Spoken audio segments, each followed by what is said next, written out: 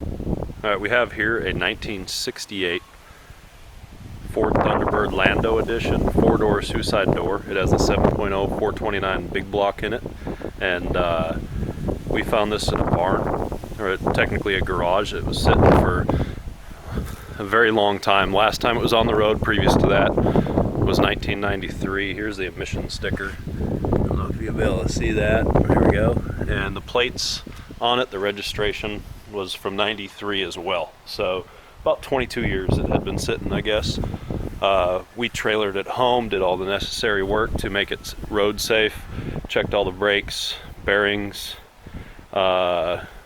steering, suspension, replaced the 4 shocks, put rear adjustable air shocks in the back, new electronic fuel pump, placed all the sensors in the car, coolant, oil sensors. We replaced, of course, the oil. We sucked out, replaced transmission fluid. I did not want to open the pan because it shifted perfectly, so we left it as is. We went through everything, made sure it was safe. At this point, we drive this as to church. We drove it at 75 miles an hour down the interstate to a car show last weekend, and that was a lot of fun. We had just a ton of attention on this thing because no one ever sees these 4 doors. A little history: they made a little over 20,000 of this model, but 17,000 of that had bench seats in the front. This car has buckets, so there was only 4,600 made with the buckets in the center console. So as you can see, they're a little dusty, but there is no defects on the seats, and the back looks great. The carpet is perfect, and all that. As far as the interior goes, it has a crack on the dash, as you can see there. This is more of a universal dash, so it should be okay to find. And then the only other issue that I'm aware of is that broken right there. So other than that, interior's in great shape. It has this, which is a privacy screen, so the passenger in the back, their head would be sitting right about here. No one can see who's sitting back there, but they can still kind of see out forward. So that was marketed as a privacy screen when this came out. And you can see how perfectly the doors close. They're very straight. It's like a brand new car. We put these 18-inch wheels on with good rubber. They're 8 inches wide, and we still have the factory rims and hubcaps for whoever purchases this vehicle. We put true Flowmaster dual exhaust as well as straight tips out. I couldn't picture this car without straight tips, so we did that. The paint is in good condition, probably needs a buff, and there are little surface scratches. When we found it, they had some boxes sitting on it, so you can see some surface scratches. I'm confident those will wet sand out, but because this is the original paint, I didn't want to mess with it, so I left it as is.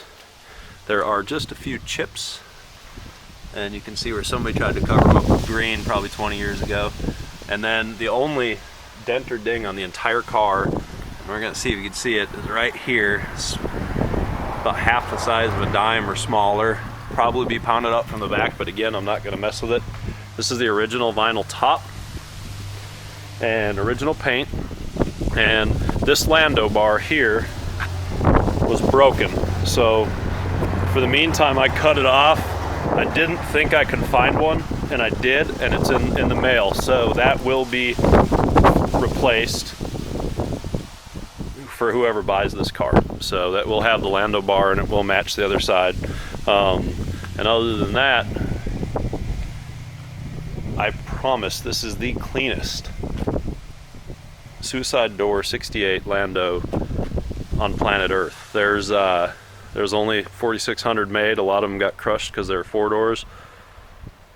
This is the cleanest of all the cars I've driven. I have a 65 Mustang in the garage. I've driven Camaros and Impalas. This one gets the most attention by far because everyone has to know what it is and how the heck you got it. So let's go ahead and start it up. All right, we're gonna start it up. Let you have a feel for that exhaust. It's got 429 big block. Fires right up.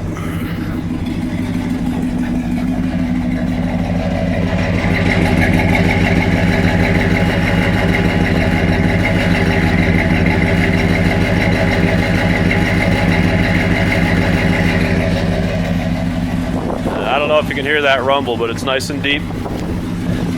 Give it a little love tap here.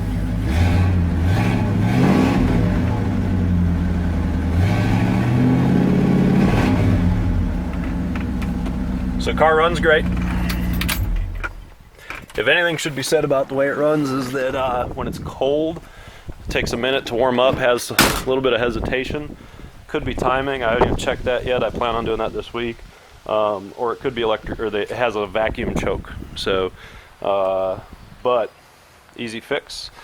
It has the flip up vacuum operated headlights. And let's take you for a tour of the engine here. I haven't touched the engine, just put new thermostat plug wires, try to get out of the sun, thermostat plug wires, plugs, new battery, new coolant, new oil, fuel filters, basically everything that was necessary before initial startup of this thing. And we took all the proper precautions to make sure not to do any damage to the engine. I haven't sprayed it down, cleaned it or anything. That's just the way it looks. So it's a good looking engine. I might as well show you the trunk and how clean that is. All right, here we are at the trunk. This is the spare tire there. I still have the jack and everything included. Tell you how long this thing's been sitting. That is a Sears brand tire. That's the brand of the tire, Sears. But I haven't vacuumed out the trunk or anything ever. But it is super straight, super solid, and we have adjustable rear air shocks, and that is where you can adjust the level of your rear ride height. So you can see just how clean this car is. Love it. So with that said, as far as rust, there's a couple spots. We have right there, you can see something starting to pop out, and then you have the other spot up here. If you look at the wheel wells, they're perfect on this side. There's nice and clean inside. No rust over here, and then there's another spot on the other quarter. This front one's the same as the other front one. You can see it, there's no rust as well. And the car is nice and clean, and then here is the only other rust spot right here, and it is not even close to all the way through. It's still very solid. You could probably just have the color or the paint matched and quick sand and prime and paint. So other than that, it is in great shape.